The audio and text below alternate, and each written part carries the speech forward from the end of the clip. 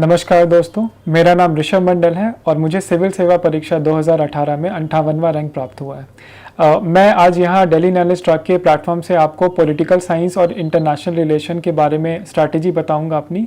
और इस साल मेरे इस सब्जेक्ट में सबसे ज़्यादा मार्क्स है, that is 325। Now political science जो सब्जेक्ट है इसमें बेसिकली दो पेपर्स हैं। पहला पेपर कोर पॉलिटिकल साइंस है और दूसरा पेपर इंटरनेशनल रिलेशंस है। सो पहला जो पेपर है वो मोर और लेस स्टैटिक इन नेचर है और जो दूसरा पेपर है वो थोड़ा करंट ओरिएंटेड है। अब जो पेपर 1 है और पेपर 2 है, इसमें अगर हम लोग स्ट्रैटेजी की बात करें तो पेपर 1 थोड़ा सा स्टैटिक है, इसीलिए इसकी तैयारी में बहुत ज़्यादा इधर उधर करने की ज़रूरत नहीं पड़ती। सो पेपर 1 में मैंने क्या किया था, मैंने डॉक्टर पीयूष चौबे सर हैं उनके नोट्स फॉलो किए थे। और पेपर 1 का पार्ट ए जो है दैट इज़ थियोरी पार्ट, तो थियोरी के लिए मैंने नोट्स किया था। और इसके अलावा मैं रेफरेंस के लिए कुछ बुक्स हैं जो आपको बताना चाहूँगा। और एक मैं ये बात बताना चाहूँगा दैट अगर हम लोग यूपीएससी की तैयारी कर रहे हैं तो सारा का सारा बुक पढ़ने की ज़रूरत है नहीं, बिकॉज ये सारे बुक्स जो है वो एकेडमिक पर्पस के लिए यूज़ किए जाते हैं। और यूपीएससी में क्योंकि हम लोगों को बहुत कम शब्दों में अपना आंसर लिखना पड़ता है, सो ज़रूरत ये है कि हम लोग सारा का सारा जो आंसर है कम लिखना है तो हम लोग कम से कम पढ़ें। ये मेरा दूसरा अटैम्प्ट था, तो साथ में मैं ये भी कहना चाहूँगा कि पहले अटैम्प्ट में मेरी सबसे बड़ी गलती यही थी कि मैंने पढ़ा बहुत था बट चीज़ों को कंपाइल नहीं कर पाया था। तो मैं यही बोलूँगा सारे कैंडिडेट्स को कि आप उतना ही पढ़ें जितना आप डाइजेस्ट कर सके, उससे ज़्यादा पढ़ने का कोई मतलब नहीं है, क्योंकि उससे सिर्फ और सिर्फ कन्फ्यूजन क्रिएट होता है। मैं पेपर 1 और पेपर 2 के बारे में आपको बुक लिस्ट और कुछ जो रिसोर्सेज हैं एक्स्ट्रा बुक लिस्ट के अलावा वो बताना चाहूँगा।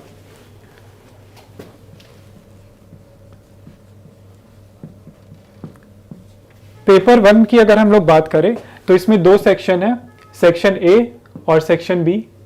सेक्शन ए में कुछ टॉपिक्स हैं जैसे वेस्टर्न पॉलिटिकल थॉट। तो वेस्टर्न पॉलिटिकल थॉट की एक बुक है ओपी गौबा। ये एक बहुत अच्छी बुक है जिसका लैंग्वेज भी बहुत सिंपल है। और मैं यही बोलना चाहूँगा कि अगर आप ओपी गौबा पढ़ रहे हैं तो इसको बस रेफरेंस की तरह यूज़ करें। और बेसिक मटेरियल के लिए आप किसी भी इंस्टीट्यूट का जो भी आपको लगता हो सबसे अच्छा नोट्स है मार्केट में अवेलेबल, आप उसको फॉलो कर सकते हैं। मैंने डॉक्टर पीयूष चौबे सर के नोट्स फॉलो किए थे। फिर एक और टॉपिक है Indian political thought. Indian political thought के लिए मैंने एक बुक फॉलो किया था, दैट इज वी.आर. मेहता। इसके अलावा जो आइडियोलॉजी सेक्शन है, आइडियोलॉजी सेक्शन के लिए मैंने एक बुक फॉलो किया था जो कि एंड्रयू हेवुड ने लिखा है, Andrew Heywood. Now paper 1 section A में मेरे हिसाब से जो चीज़ें हैं वो बहुत ही स्टैटिक इन नेचर है और सारा का सारा पार्ट जो है वो थियरी है। तो अगर आप इन तीनों बुक्स को पढ़ रहे हैं और इसके अलावा अगर आप नोट्स कर रहे हैं तो आपको इसके अलावा कुछ भी करने की ज़रूरत नहीं है। इनफैक्ट मैं ये बार बार बोलूँगा कि ये जो बुक्स मैंने लिखा है इसको आप बस रेफरेंस की तरह यूज़ करिए और मेन मटीरियल आपने जो नोट्स पिकअप किया है आप उसको ही फॉलो करिए। Apart from it philosopher section के लिए मैं एक दो यूट्यूब चैनल्स का नाम बताऊंगा जो कि आप सप्लीमेंट कर सकते हैं अपनी अंडरस्टैंडिंग को थोड़ा ब्रॉड करने के लिए, ताकि आपका जो भी पर्टिकुलर स्कॉलर है या जो भी फिलॉसफी है उसका कॉन्टेक्स्ट आपको अच्छी तरह से समझ में आ जाए। सो एक चैनल है द फिलॉसफी ट्यूब,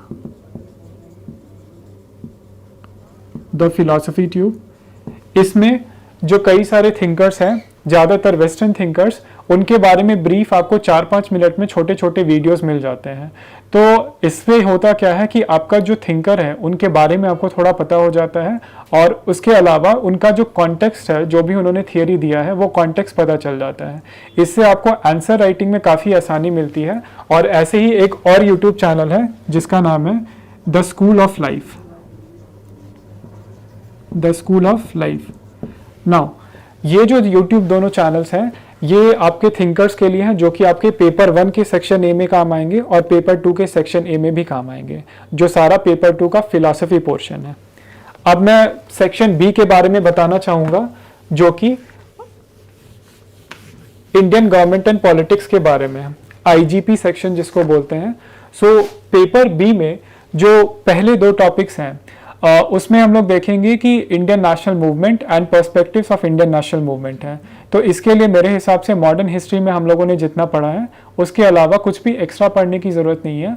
इसके अलावा हम लोग को एक्स्ट्रा क्या करने की ज़रूरत है कि हम लोग पर्सपेक्टिव को पहले से समझ के एक अलग से पेज में लिख लेंगे, ताकि हम लोग को एग्जामिनेशन में दोबारा सोचने की ज़रूरत ना पड़े।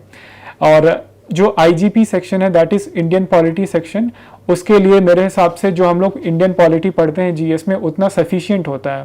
बट कुछ स्कॉलरली ओपिनियंस और कुछ अलग से फैक्ट जानने के लिए अगर आप लोग चाहें तो एक बुक है BL फाड़िया, आप ये बुक रेफर कर सकते हैं Indian government and politics section के लिए। और BL फाड़िया जो बुक है उसमें आपको बाकी सारे जो टॉपिक्स है, caste, religion, ethnicity and other topics जो हैं, वो सारे के सारे टॉपिक्स इसमें मोर और लेस कवर अप हो जाते हैं।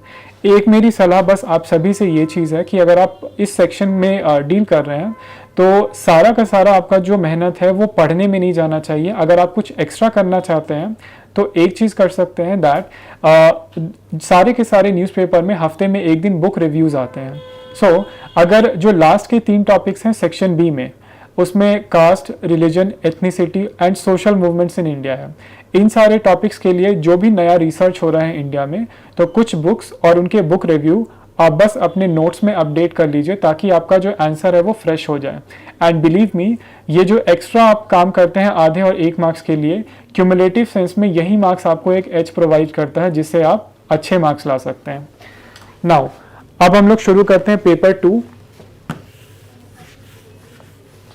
पेपर 2 जो है, पेपर 2 सारा का सारा इंटरनेशनल रिलेशंस के साथ डील करता है।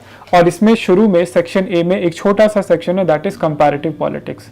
तो कंपैरेटिव पॉलिटिक्स बहुत ही सिंपल है, और कंपैरेटिव पॉलिटिक्स मेरे हिसाब से बस जो इंस्टीट्यूट के नोट्स में दिया रहता है उतना सफिशिएंट होता है, क्योंकि कंपैरेटिव पॉलिटिक्स से हार्डली 1 या 2 क्वेश्चंस पूछे जाते हैं। उसके लिए एडवाइजेबल नहीं है कि आप नई नई बुक्स पढ़ें। सो आप नोट्स कर ले, या अगर आप कुछ और फॉलो करना चाहते हैं तो इग्नू के मटेरियल अवेलेबल है मार्केट में कंपैरेटिव पॉलिटिक्स के लिए, आप वो फॉलो कर सकते हैं। नाउ सेक्शन A में, पेपर 2 के सेक्शन A और सेक्शन B में हम लोग एक एक्स्ट्रा चीज कर सकते हैं, दैट ये जो पोर्शन है ये सारा का सारा डायनेमिक है, स्पेशली सेक्शन B। तो डायनेमिक सेक्शन को डील करने के लिए हम लोग को क्या करना चाहिए, दैट जो नोट्स हैं, नोट्स में आपको थोड़ा स्टैटिक पार्ट जो है वो मिल जाएगा। और स्टैटिक पार्ट के अलावा आप क्या कर सकते हैं, आप कम से कम 2 न्यूज़पेपर पढ़िए। मैं द हिंदू और द इंडियन एक्सप्रेस पढ़ता था, मगर ये आपको काम कब करना है, प्रीलिम्स के बाद। प्रीलिम्स के पहले एक न्यूज़पेपर अगर आप द हिंदू पढ़ रहे हैं तो वो सफिशिएंट होता है। बस उसमें यही काम करिए कि जो उसमें वर्ल्ड वाला सेक्शन है और जो एडिटोरियल में कोई आयर का इशू डील होता है तो उसको आप डिटेल में पढ़ के उसको समझने की कोशिश करिए। अपार्ट फ्रॉम इट, अगर सेक्शन A में हम थियोरी की बात करें तो थियोरी के लिए एक बुक आती है global politics by Andrew Heywood. Global politics by Andrew Heywood मेरे हिसाब से ये सबसे अच्छी बुक है as far as theory is concern. Now इससे जो थियोरी का सारा पार्ट है वो आपका कवर अप हो जाएगा। और नोट्स के लिए मैंने डॉक्टर पीयूष चौबे सर का नोट्स फॉलो किया था, right. And apart from it, जो सेक्शन B है इसके लिए आप 2 न्यूज़पेपर फॉलो करिए। 2 न्यूज़पेपर इसीलिए इंपॉर्टेंट है बिकॉज अगर आप एक न्यूज़पेपर पढ़ रहे हैं तो उसमें कई सारे स्कॉलर्स ऐसे हैं जो द हिंदू में नहीं लिखते हैं, कई सारे ऐसे स्कॉलर्स हैं जो द इंडियन एक्सप्रेस में लिखते हैं और द हिंदू में नहीं लिखते। तो इसीलिए ज़रूरत यह है कि हम लोग सारे के सारे स्कॉलरली ओपिनियंस जानने के लिए दोनों न्यूज़पेपर पढ़ें, और दोनों में न्यूज़पेपर में जो भी स्कॉलरली ओपिनियंस आ रहे हैं, रीसेंट इनिशिएटिव्स या रीसेंट जो भी IR में हैपनिंग्स हो रहे हैं, उन सबको हम उठा के बस अपने नोट्स में ही अपडेट करते जाएं। सो इसके अलावा सेक्शन B में 2 न्यूज़पेपर और कुछ एक आध यूट्यूब चैनल्स इसमें भी है जो आप यूज़ कर सकते हैं। Plus there are also few websites जो कि आप किसी स्पेसिफिक टॉपिक्स के लिए रेफर कर सकते हैं। अगर मैं यूट्यूब चैनल की बात करूं तो एक चैनल है now this world. Now this world से फ़ायदा क्या होता है कि इसके वीडियो छोटे छोटे 4-5 मिनट्स के होते हैं, और जो करंट हैपनिंग्स जितने भी हैं वो सारे इससे कवर्ड अप हो जाते हैं। नाउ अपार्ट फ्रॉम इट, अगर हम लोग बात करें तो कुछ वेबसाइट्स हैं जैसे ORF, ऑब्जर्वर्स रिसर्च फाउंडेशन, एक IDSA है, IDSA, एक ICW है, Indian council for world affairs. So अगर कुछ टॉपिक्स ऐसे होते हैं जो आपको नोट्स में लगे कि ये कम दिया हुआ है और इतने से एग्जामिनेशन में काम नहीं चलेगा, so you can refer to these websites, और इसमें से आप एक कोई भी बढ़िया सा आर्टिकल उठाइए और उस आर्टिकल को पढ़ के सारा का सारा जो आपका नोट्स है उसमें सप्लीमेंट कर दीजिए। आई एम रिपीटिंग अगेन कि आपको जो भी एडिशन करना है, आप हर चीज़ के लिए अलग से नोट्स नहीं बनाइए, आप अपने नोट्स में ही इन सारे चीज़ों को अपडेट करते जाइए ताकि आपका नोट्स का प्रोलिफरेशन ना हो। आपके नोट्स हमेशा कंसोलिडेटेड और एक ही होने चाहिए। इसके अलावा मेरी कैंडिडेट से बस एक सलाह है दैट आप कभी भी कोई चीज़ कर रहे हैं तो उसको अच्छे से करिए, और पॉलिटिकल साइंस का नेचर ऐसा है कि बहुत ज़्यादा पढ़ने की ज़रूरत नहीं है। क्या चीज़ करने की ज़रूरत है, दैट इज़ अगर आपको कुछ करना है, मेहनत करनी है किसी चीज़ पे, तो अपने अंडरस्टैंडिंग पे करिए। मैंने आपको बताया, मैंने बुक्स का यूज़ बहुत कम किया है, सिर्फ रेफरेंस पर्पस के लिए किया है, और इसके अलावा यूट्यूब चैनल्स, कुछ वेबसाइट्स जो मैंने मेंशन किया है, इन सभी को जुडिशियसली यूटिलाइज करिए। एक और चीज़ मैं बोलूँगा कि शुरू से हैबिट डालिए सेलेक्टिव रीडिंग की, बिकॉज हर चीज़ को कंप्लीटली पढ़ने की ज़रूरत नहीं है। आप हर चीज़ को पार्शियली पढ़िए ताकि आपकी जितनी अंडरस्टैंडिंग है उसको फुलफिल करने के लिए। हर बुक आपको एंड टू एंड पढ़ने की ज़रूरत नहीं है। और एक मैं ये भी बात कहना चाहूँगा कि सब लोग पूछते हैं कि आपने एक्स्ट्रा क्या किया। मैंने एक्स्ट्रा कुछ भी नहीं किया, जो आपको बताया बस इतना ही किया। सारा के सारा जो मैंने काम किया वो ऑर्डिनरी चीज़ें ही हैं, बट ऑर्डिनरी चीज़ों को आप एक्स्ट्रा ऑर्डिनरीली करिए, यही आप अपने तरफ से कर सकते हैं।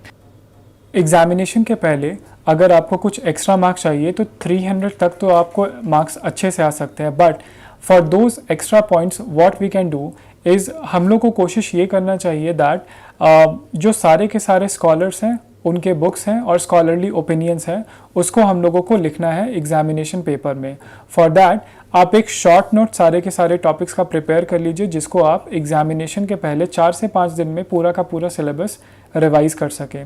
और इसमें आप ज़्यादा कुछ नहीं, बस जो कॉन्सेप्ट है वो कॉन्सेप्ट, जो स्कॉलर ने कॉन्सेप्ट दिया है वो, और इसके अलावा जो बुक का नाम है वो। इसके अलावा आप अपने शॉर्ट नोट्स में कुछ भी मत लिखिए, सो दैट इसका सबसे बड़ा इंपॉर्टेंस ये है कि एग्जामिनेशन में अगर आप इनको लिख पाएंगे तो आपको वो जो एक्स्ट्रा ब्राउनी पॉइंट्स हैं, आधा और 1 मार्क्स, वो आपको हर एक क्वेश्चन में मिलता जाएगा, जिसके चलते क्यूमुलेटिवली कम से कम 20 से 25 मार्क्स का फ़र्क आ जाता है पूरे के पूरे पेपर में। नाउ सबसे लास्ट में मैं डिस्कस करना चाहूँगा अबाउट आंसर राइटिंग। अगर मैं ये कहना चाहूँगा किसी कैंडिडेट को पूरी मेहनत करनी है तो instead of mugging up facts from here and there, आप मेहनत जो है वो आंसर राइटिंग प्रैक्टिस पे करिए। बिकॉज आंसर राइटिंग प्रैक्टिस अगर आपकी जितनी अच्छी होगी, आप उतना अच्छा परफॉर्म कर पाएंगे और उतना अच्छा आंसर लिख पाएंगे।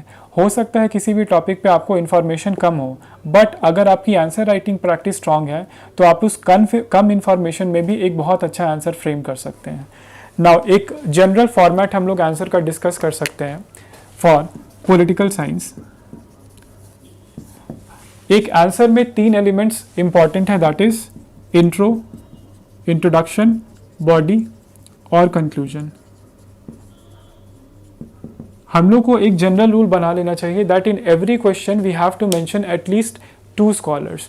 सो अगर हम लोग इंट्रोडक्शन किसी भी क्वेश्चन में कर रहे हैं तो despite it is a theoretical question और इट इज़ नॉट, हम लोग को शुरू में इंट्रोडक्शन में कम से कम 1 स्कॉलर और 1 थियरी ज़रूर देना चाहिए। फॉर एग्जाम्पल, कई लोग ये पूछते हैं कि इंटरनेशनल रिलेशंस के क्वेश्चन में जीएस और पॉलिटिकल साइंस ऑप्शनल में क्या फ़र्क होगा।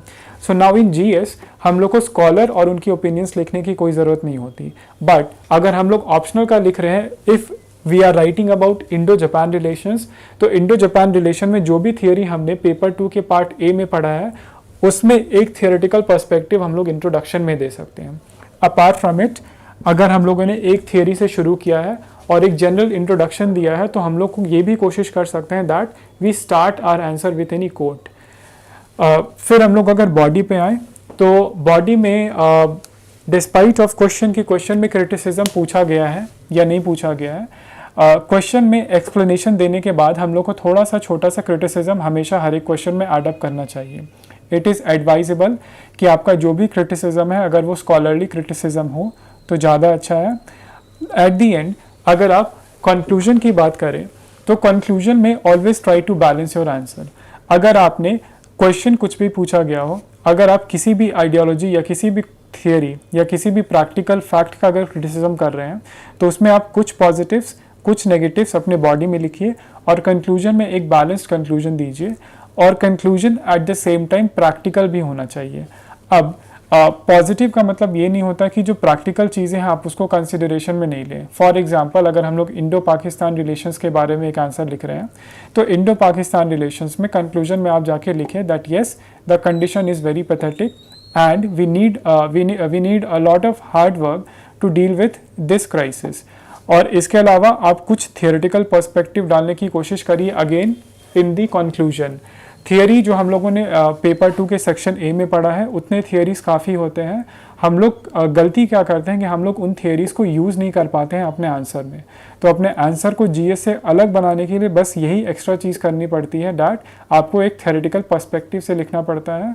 और अगर शुरू में वो चीज़ ना समझ में आए तो आपको इसीलिए ये सोर्सेज बताए गए हैं। फॉर एग्जांपल जो वेबसाइट्स हैं ORF, IDSA, इन वेबसाइट्स का फ़ायदा यही होता है कि जब आप अच्छे अच्छे आर्टिकल्स पढ़ रहे हैं तो आपको ये समझ में आ जाता है कि आप सारे के सारे आर्टिकल्स जो लिखा जा रहा है थियोरेटिकल पर्सपेक्टिव से उसको रिप्रोड्यूस कैसे करेंगे।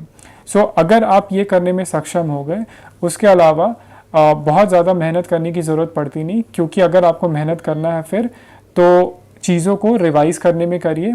और कम से कम मेरे हिसाब से यूपीएससी मेंस देने से पहले सिलेबस को 3 बार at least, this is the minimum number of revision जो सारे कैंडिडेट्स को करना चाहिए। This was all my from my part for political science and IR optional.